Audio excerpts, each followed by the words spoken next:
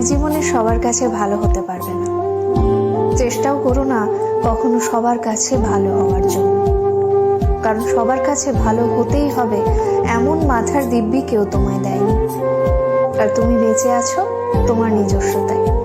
সেখানে তোমায় কে ভাবলো, কে খারাপ ভাবলো, তাতে কিচ্ছু এসে যায় না। দিন শেষে নিজের জন্য নিজেকেই থাকতে হয়, অন্য কেউ তোমার জন্য থাকে না, থাকেনি কখনো, আর থাকবেও না। কারো কাছে তুমি ভালো, ভীষণ ভালো, আবার সেই তুমি কারোর কাছে খুব খারাপ, জঘন্য একজন মানুষ। সেটা কেমন করে হয়? প্রশ্নটা মনের মধ্যে আসতেই পারে।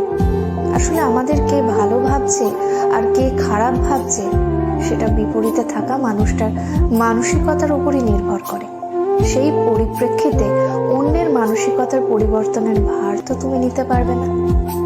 তাই তোমায় কে কি ভাবলো এই নিয়ে ভাবনা চিন্তাটা একটু দূরেই রাখো। খেয়াল করে দেখলেই বুঝতে পারবে তোমার কথা বলার ধরনে তোমায় কেউ বলবে বাহ বেশ মিষ্টি ভাষী, আবার কেউ বলবে কি ন্যাকারে বাবা।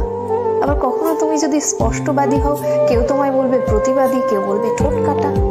আসলে পুরোটাই যে ভাবছে তার উপরই নির্ভর করে। এতে তোমার কিচ্ছু করার থাকবে না। এসব নিয়ে মাথা ঘামিয়ে চলবে? এসব নিয়ে মাথা না ঘামিয়ে নিজের কাজ করতে হয়। কারণ কথাই বা কারোর সুবিধার্থে নিজের স্বভাব, নিজের রুচি, নিজের ভালো লাগা পরিবর্তন না করে